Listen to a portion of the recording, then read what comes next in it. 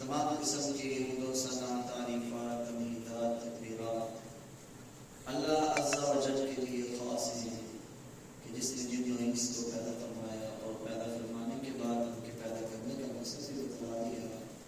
چنانچہ ارشاد ہوا وما خلقت الجن والانس الا لیعبدون، کہ میں نے جنوں اور انسانوں کو صرف اور صرف اپنی بندگی کے لیے پیدا فرمایا ہے۔ اور انگنت بے شمار تعداد السلام ہوں ان ہستی اقدس بات کے جن کا نام نامی اسم گرامی حضرت محمد مصطفیٰ احمد مجتبیٰ سرور کونین صلی اللہ علیہ وآلہ وسلم ہے۔ آپ صلی اللہ علیہ وسلم کو اللہ تبارک و تعالی نے انسانوں کی رہنمائی کے لیے مبعوث فرمایا اور تمام جہانوں کے لیے رحمت بنا کر بھیجا۔ آپ کے آنے سے پہلے انسانیت طریقی میں ڈوبی ہوئی تھی اور لوگ جہنم کے گڑھوں کے اندر گر رہے تھے۔ آپ آئے تو آپ نے آ کر لوگوں کو ہدایت کی راہ کی طرف گامزن فرمایا۔ محترم سامعین، ہم قرآن کریم کی تفسیر پڑھ رہے ہیں خطبہ جمعۃ المبارک کے اندر۔ اللہ تبارک و تعالیٰ فرماتے ہیں وَإِذْ قَالَ رَبُّكَ لِلْمَلَائِكَةِ إِنِّي جَاعِلٌ فِي الْأَرْضِ خَلِيفَةً، اور جب فرمایا تیرے رب نے فرشتوں کے لیے انی جاعل، کہ بے شک میں بنانے والا ہوں زمین کے اندر خلیفہ، نائب۔ قالوا، تو فرشتوں نے کہا اتجعل فیہا من یفسد فیہا ویسفک الدماء، کیا تو ایسے شخص کو کیوں پیدا کرتا ہے جو زمین کے اندر فساد کرے اور خون بہائے۔ وَنَحْنُ نُسَبِّحُ، اور ہم تیری تسبیح بیان کرتے ہیں، بِحَمْدِکَ، تیری حمد کے ساتھ، وَنُقَدِّسُ لَكَ، اور تیرے لیے پاکی بیان کرنے والے ہیں۔ تو اللہ تبارک و تعالی نے جواب فرمایا قَالَ إِنِّي أَعْلَمُ، بے شک میں زیادہ جانتا ہوں، ما لا تعلمون، جو تم نہیں جانتے۔ دیکھیں یہاں پر اللہ رب العالمین کا احسان عظیم ہے کہ وہ اپنے فرشتوں کو آدم علیہ السلام کے پیدا کرنے کی خبر سنا رہے ہیں، ان کے ساتھ بات چیت کر رہے ہیں۔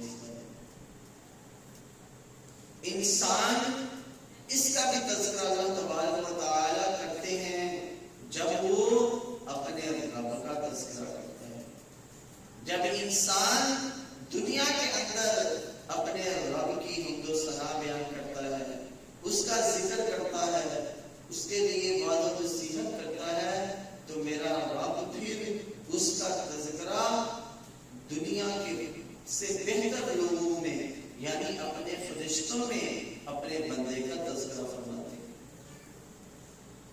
اللہ کا احسان ہے کہ اس نے جب آدم علیہ السلام کو پیدا کرنے سے پہلے فرشتوں میں ان کا ذکر فرمایا، جس کا بیان اس آیت کے اندر ہے کہ اے نبی یاد کرو اور اپنی امت کو یہ خبر پہنچاؤ۔ وَإِذْ قَالَ رَبُّكَ، اور جب کہا تیرے رب نے، تو یہ مخاطب آپ صلی اللہ علیہ وسلم ہوتے ہیں کہ آپ صلی اللہ علیہ وسلم اپنے امتیوں کو، اپنی امت کو اس بات کی آگاہی دے دیں۔ بیٹا آگے آجتی نہیں۔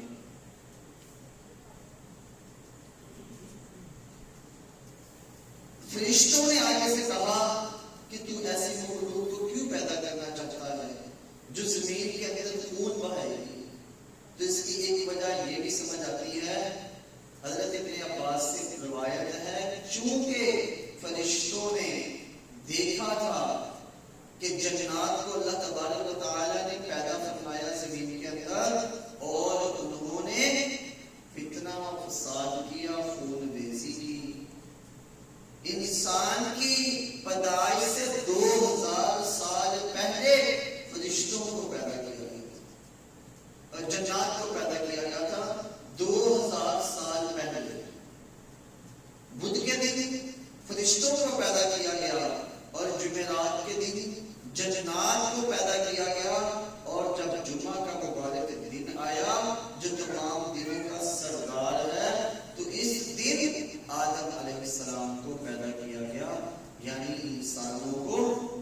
انسانوں کے جو باپ تھے انہیں پیدا کیا گیا. انسانوں کی تخلیق جمعہ کے دن سے شروع ہوئی.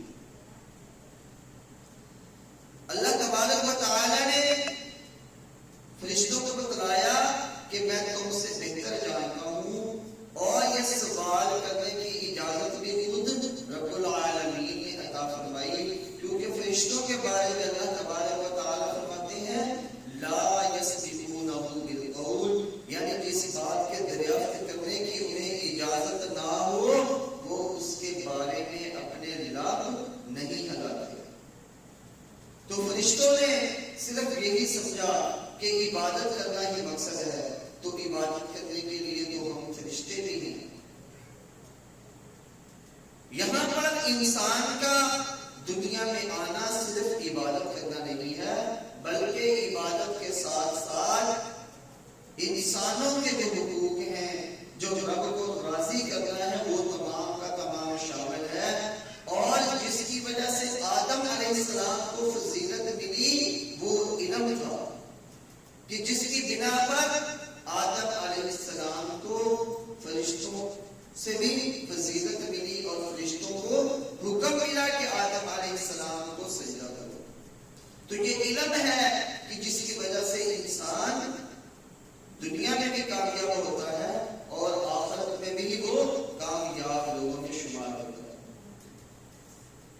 اللہ تبارک و تعالیٰ نے فرمایا میں جانتا ہوں کہ ان کے اندر انبیاء ہوں گے، ان کے اندر رسول ہوں گے، ان کے اندر صدیق اور شہید ہوں گے، ان میں زاہد عابد اولیاء ابرار نیکوکار لوگ ہوں گے، مقرب عباد بارگاہ ہوں گے، جو اللہ تبارک و تعالیٰ سے محبت کرنے والے ہوں گے، ایسے متقی صلحاء ہوں گے، پرہیزگار ہوں گے، خوف الہی رکھنے والے اور اللہ سے محبت کرنے والے بھی ہوں گے. اور ان میں ایسے لوگ ہوں گے جو میرے احکام کی بے آئین جس طرح ہمیں حکم دیا گیا ہے اسی طرح میرے احکام پر چلنے والے ہوں گے. یہ میرے نبیوں کی جو بات ہوگی اس پر لبیک پکارنے والے بھی ہوں گے. اور صحیح دین میں ہے، صحیح دین سے مراد بخاری و مسلم ہے کہ صحیح حدیث کے اندر آتا ہے کہ جب فرشتے دن کے فرشتے صبح صادق کے وقت آتے ہیں، جو دنیا میں فرشتے آتے ہیں انسانوں کے اعمال لے جانے کے لیے، وہ صبح صادق کے وقت آتے ہیں اور عصر کے وقت چلے جاتے ہیں. تب رات کے فرشتے آتے ہیں عصر کے وقت اور وہ صبح صادق کے وقت چلے جاتے ہیں. اور جب فرشتے صبح کو آتے ہیں تو دیکھتے ہیں کہ اللہ کے نیک بندے اللہ کی عبادت میں مشغول ہیں، اور جب عصر کے وقت جاتے ہیں تو وہ تب بھی دیکھتے ہیں کہ لوگ عبادت کے اندر مشغول ہیں. تو وہ جا کے اپنے رب کو اس کی خبر دیتے ہیں کہ ہم نے تیرے بندوں کو تیری عبادت میں مشغول پایا، کہ ہم نے انہیں دیکھا کہ وہ تیری عبادت کے اندر مشغول تھے، وہ دنیا سے دور تھے، وہ دنیا کے جو کاروبار ہیں، جو دنیا کے اندر کام ہیں ان میں مشغول نہیں تھے، بلکہ وہ تیری عبادت کر رہے تھے. ابن عباس رضی اللہ تعالی عنہ فرماتے ہیں پہلے زمین میں جنات بستے تھے، انہوں نے زمین کے اندر فساد کیا، خون بہایا، قتل و غارت کی، تو اللہ تبارک و تعالی نے ابلیس کو بھیجا کہ جاؤ جا کر ان کی خبر لو. تو ابلیس اپنے ساتھ اپنے لشکر کو لے کے آیا فرشتوں کا، اور مار مار کر جنات کو جزیروں اور پہاڑوں میں بھگا دیا. اب ان کے رہنے کی جگہ جزیرے ہیں یا پہاڑ ہیں یا بیابان جو جگہ ہوتی ہے، جنات وہاں بسیرا کرتے ہیں. حضرت آدم علیہ السلام کو پیدا کر کے اللہ تبارک و تعالیٰ نے زمین کے اندر بسایا، تو گویا یہ ان کے پہلے خلیفہ اور جانشین ہیں. یہاں پر خلیفہ سے مراد اللہ کا خلیفہ بلکہ انسانوں کا خلیفہ ہے کہ جو ایک کے بعد ایک نسل آنے والی ہے، یا ایک کے بعد ایک مسلمانوں کے اندر خلیفہ آتا ہے، وہ خلیفہ مراد، نہ کہ یہاں پر خلیفہ سے مراد اللہ کا خلیفہ، اللہ کا نائب ہے۔ خلیفہ کی ضرورت تب پڑتی ہے جب انسان بیمار ہوتا ہے، جب اسے موت آتی ہے یا کہیں غائب ہو جاتا ہے، تو اللہ تبارک و تعالی موت سے بڑی ہے، نہ تو وہ غائب ہونے والے ہیں اور نہ ہی انہیں کوئی بیماری گھیرنے والی ہے۔ تو اس لیے اللہ کو خلیفہ کی ضرورت نہیں، خلیفہ کی ضرورت انسانوں کو۔ تو انسان ہوتے ہیں جو ایک دوسرے کے خلیفہ بنتے ہیں۔ اکثر لوگوں کے ذہن میں یہی بات ہوتی ہے کہ فرشتے جو انسان ہے وہ اللہ کا نائب ہے، اللہ کا خلیفہ ہے زمین کے اندر۔ تو یہ بات اپنے عقائد کو صحیح کریں، انسان کا خلیفہ ہوتا ہے۔ جیسا کہ آپ صلی اللہ علیہ وسلم ایک جنگ میں گئے تو حضرت علی رضی اللہ تعالیٰ کو اپنی جگہ نائب مقرر کر کے گئے، اپنا خلیفہ بنا کے گئے۔ جیسے موسیٰ علیہ السلام جب اللہ سے ملنے کے لیے کوہ طور جاتے، اللہ سے گفتگو کرنے کے لیے، تو اپنے بھائی ہارون علیہ السلام کو اپنا خلیفہ اپنی قوم کے اندر بنا کے گئے۔ رسول اللہ صلی اللہ علیہ وسلم سے سوال کیا گیا کہ کون سا کلام افضل ہے، تو جواب دیتے ہیں کہ جسے اللہ تبارک و تعالی اپنے فرشتوں کے لیے پسند فرماتے ہیں۔ تو وہ کون سا کلام ہے؟ سبحان اللہ و بحمدہ۔ یہ بہترین کلام ہے، یہ صحیح مسلم کی روایت ہے۔ تو ہمیں بھی ہمیشہ اللہ کا ذکر اذکار کرنا چاہیے، اور اللہ کا جب ذکر کرنا ہو تو سبحان اللہ و بحمدہ پڑھنا چاہیے، یا مکمل طور پر سبحان اللہ و بحمدہ، سبحان اللہ العظیم و بحمدہ پڑھنا چاہیے۔ یہ بہترین وظیفہ ہے۔ جو اسے پڑھتا ہے اللہ تبارک و تعالی اسے رزق کی بھی فراوانی دیتے ہیں۔ تو اس علم کو، اس دعا کو پڑھتے رہنا چاہیے۔ اس کے بعد اللہ تبارک و تعالی فرماتے ہیں وَعَلَّمَ آدَمَ الْأَسْمَاءَ كُلَّهَا ثُمَّ عَرَضَهُمْ عَلَى الْمَلَائِكَةِ۔ پھر اللہ تبارک و تعالی نے سکھا دیے نام تمام کے تمام، پھر پیش کیا ان کو فرشتوں پر، آدم علیہ السلام کو فرشتوں کے سامنے پیش کیا۔ فَقَالَ أَنبِئُونِي بِأَسْمَائِهِمْ۔ تو اللہ تبارک و تعالی نے فرشتوں سے پوچھا کہ مجھے ان چیزوں کے نام بتلاؤ، ان کنتم صادقین، اگر تم سچے ہو۔ تو فرشتوں نے کہا قالوا سبحانک، کہ ہمارے رب تو پاک ہے، لا علم لنا، نہیں ہے علم ہمارے لیے، الا ما علمتنا، مگر جو تو نے ہمیں سکھلا دیا، انک انت العلیم الحکیم، بے شک تو ہی جاننے والا اور حکمت والا ہے۔ قال یا آدم انبئهم باسمائهم۔ تو پھر اللہ تبارک و تعالی نے آدم علیہ السلام سے فرمایا کہ اے آدم تو خبر دے ان کو ان چیزوں کے ناموں کی۔ فلما انبأهم باسمائهم، تو پھر آدم علیہ السلام نے انہیں ان چیزوں کے نام بتلا دیے۔ اللہ تبارک و تعالی نے فرمایا قال الم اقل لكم انی اعلم غیب السماوات والارض، کیا نہیں کہا تھا میں نے تمہارے لیے کہ میں زیادہ جانتا ہوں غائب جو زمینوں میں ہے اور جو کچھ آسمانوں میں ہے، وَأَعْلَمُ مَا تُبْدُونَ وَمَا كُنتُمْ تَكْتُمُونَ، اور میں زیادہ جانتا ہوں جو تم چھپاتے ہو اور جو کچھ تم ظاہر کرتے ہو۔ تو یہاں پر اللہ تبارک و تعالی نے آدم علیہ السلام کو فضیلت دی علم کی بنا پر۔ انسان کے پاس جب علم ہوتا ہے تو اس کے اندر عاجزی و انکساری آتی ہے، اللہ کا خوف آتا ہے۔ جیسا کہ اللہ تبارک و تعالی ایک اور مقام پر فرماتے ہیں انما یخشى